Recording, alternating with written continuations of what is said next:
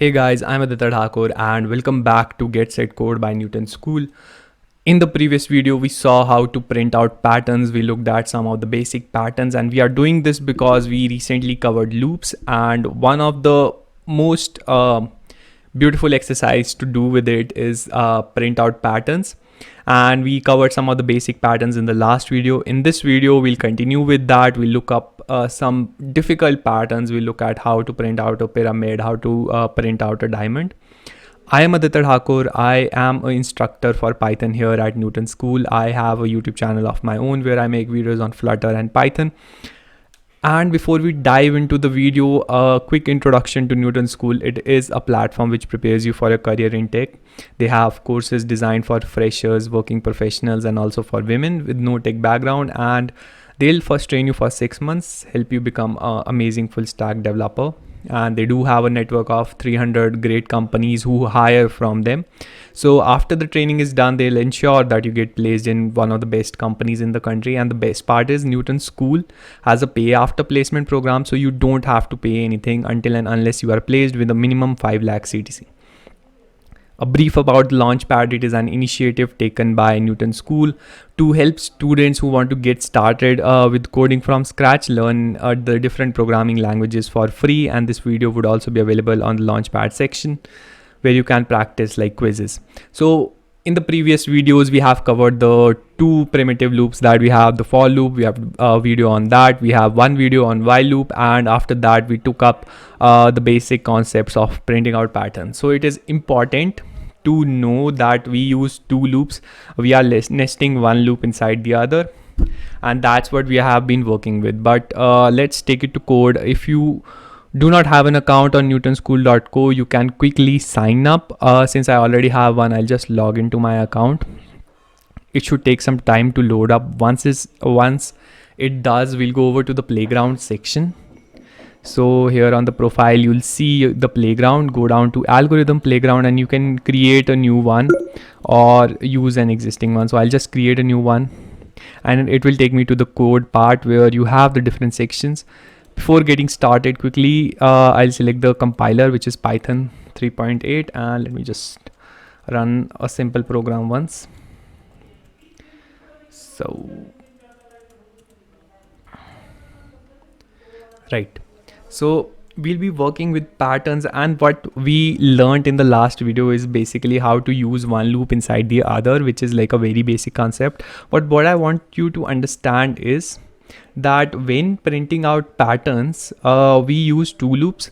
The outer loop would be used to iterate over the rows and the inner loop would iterate over the columns, which means that we'll use the outer loop to go from one row to the second row and so on, but we'll use the inner loop to go inside the column. So let me come back to the to the Python notebook that I was working with. So I will put the link to it in the description box. So if you want, you can refer it later, but let me also explain it. So we have covered the triangles and the reverse triangle, but what we want to do is print out a pyramid pattern.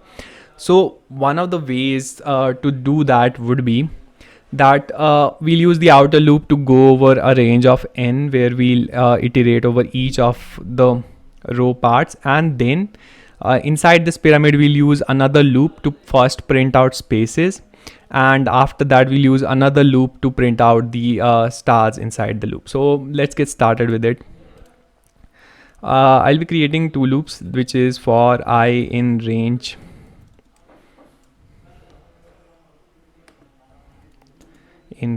n. What we'll do is we'll use an outer loop for I in range n, which will just go over to n. Then we would have an inner loop inside it, which would be for j in range 0 to n minus I minus 1. What it would do is it would basically print out some spaces. So I'll just type in print and I'll use the end keyword. So we know like the end keyword is used to specify how a print statement would end. So it would just, since there is a space you can see here, so this just means that it would print out an empty space. Now I'll use another loop, which would basically be running from I plus 1. So it will go from 0 to I plus 1, and it would print out an asterisk, and it would also print out a space, and then we'll just go over to the next line and iterate over the next row. So let me just first run this once quickly.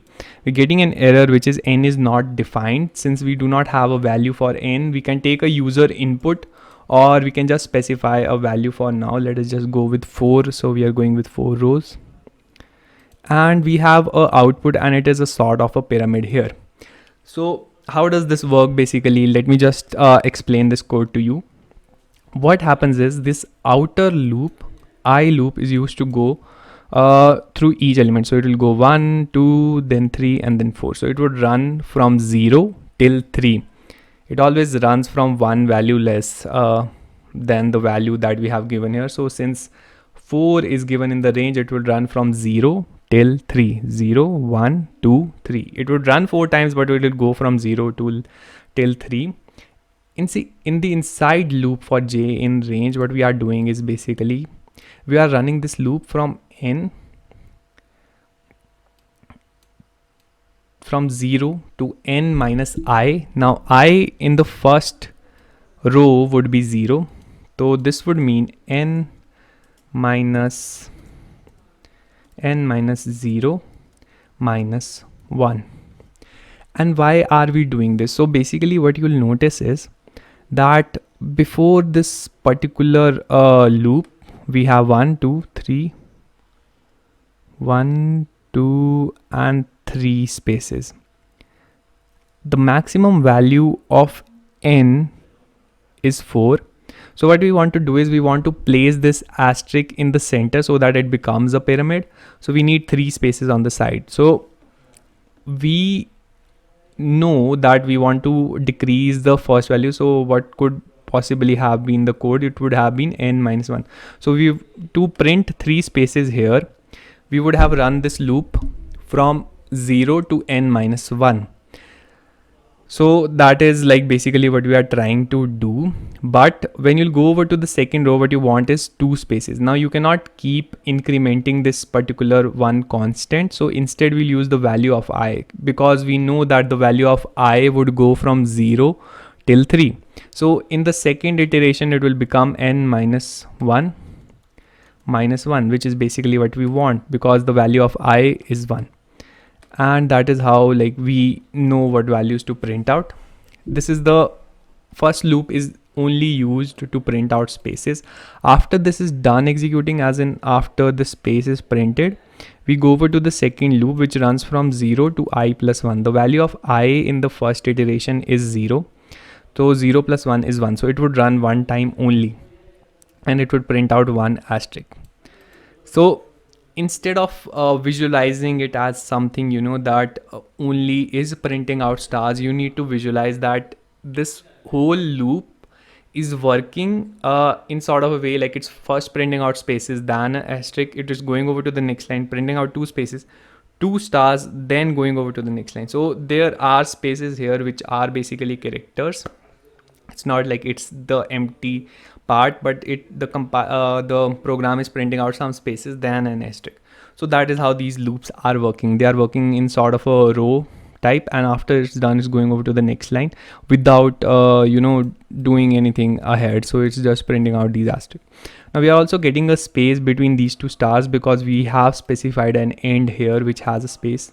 If I would not do that, what will happen is basically these stars would come together and it would sort of become like a right angle loop, a third type of pattern of the last 2 patterns that you have done. We have done the triangle, the reverse triangle, but this is just like that.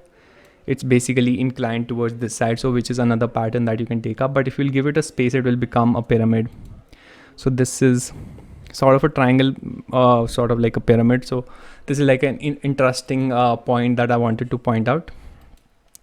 That is how you can experiment with these loops. The first loop would be used to print out spaces, the second one to just print out the stars, and this print statement would take it to the next line, and again the loop would execute for the next. Similarly, we have the reverse pyramid, which is almost similar. The only difference is that instead of going from 1 to n, it's coming back. So how you can do that is basically we tap into a feature of range which is like we specified 3 parameters. Now what I mean by 3 parameters is basically, let me just show you with an example. So there is a loop for I in range, let us say 4, and what I'll do is I'll just print out I. So if I run this now, let me just run it once, you'll notice like it's printing out 0, 1, 2, 3, simple, right? So we can also specify one of the parameters, which is from where we wanted to start. So if I write in 2 here, what you'll notice is it would start from 2 and go up till like 4, matlab 1 less than 4, so it would print out 2 and 3. So this is the start parameter, this is the end parameter. But there is also one more thing that we can specify inside this range function, which is how much we wanted to increment or decrement. So let us say, let us take a bigger number, so for it to work, and let me just run it once so it's clearer to you. So it's 2 till 9. Now there is a third parameter that I can specify, which is the increment. So if I type in 3 here and run this program, what you will notice is it's only printing out 258. Why? Because it starts from 2, and what it does is it increments it by 5. So 2 plus 3 is 5, and 5 plus 3 is 8, but 8 plus 3 is 11, right? So it wouldn't go up till that. It would only go till 10 or less than 10. It would only go less than 10, right? So it would go till 9 only. So this wouldn't work in that case. But if I were to make it 3, so increment of 3 would definitely print out 9. Yes, see, it's printing out 369. So yeah, so this parameter is basically used when to tell like what values we want to, you know, add or decrease. So how can we use it to decrease? Like if there were a bigger number here, let's say there was 30 here, and we need to come back till 10. So what I can do is I can make it -3. So it would mean, it would be, the expression would look something like this: 3 plus, and inside brackets -3 would be there. So once you'll open the brackets, it would just mean like 3 minus 3. So that is how this loop would work. And you'll notice like it comes back 30, it decrements it by 3, 27, then decrements by 3 and goes up till 12, because 12 minus 3 is 9, and which is you know, less than 10. So we can only go up till 10, that is we can only go till 11. 11 can be printed out, 10 wouldn't be printed out, but that is how this range works. So let us come back to our reverse pyramid, which basically uses this. It goes from n to 0, and in each step there is a decrement of 1, -1. So we are just using it like that. We have the outer loop to go over the rows, so it is just going from n till 0, and we have the inner loop which would print out the spaces. So we need the spaces, like in the first case we need 0 space. So what we are doing is 0 n minus I. The value of I in first case would be it is going from I in range. So let me just also print out like the value of I for this case, so we are better able to understand. The value of I in first case is 4. And once we come back to our loop, what you will notice is in the first case it's n minus I, which means it would be 4 minus 4. So the loop would run from 0 to 0, which means it would not print out anything. And you can also see in the program that there is no space. We only want to print out asterisks in the first run. So the asterisk one would go from 0 to I, which is 0 till 4. So it would print out 4 stars here, as you can see. In the second case, we need 1 space. So in this case, it would become 4 minus I, which is 4 minus 3. It would print out 1 space here and then 3 asterisks. So that is how the loop works. The first loop is, the I loop is only to go from one row to other. The J loop is to print out space, and the next J loop is to print out the asterisk. And that is how you can visualize it. You can first print out the space, then the required asterisks, and that is the easier way of creating loop patterns in Python using different loops. So we are done with the reverse pyramid. We have also covered the range function and the 3 parameters: start, end, and stop. Now one more point is the one more pattern is the diamond pattern, and I want you to look it up as an exercise so that you'll understand it better. It's basically combination of first the upper pyramid and then the bottom pyramid. So I want you to look up and try to understand how this function works. It is really easy. It's just an optimization of the two loops that we have seen.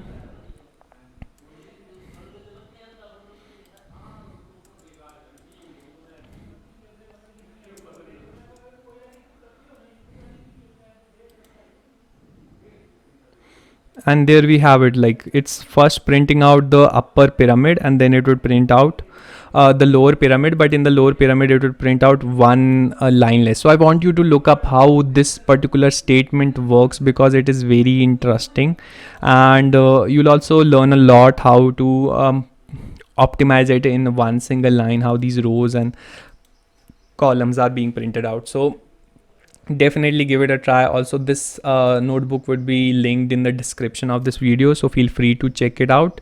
I want you to also experiment with different numeric digits, as in we are also only using asterisks for now, but you can try printing out patterns with like the different numbers 1 2 3 4. You can use different numbers there, or you can even create alphabets in Python, which is another interesting thing that you can do, and this would help you strengthen your concepts of loops.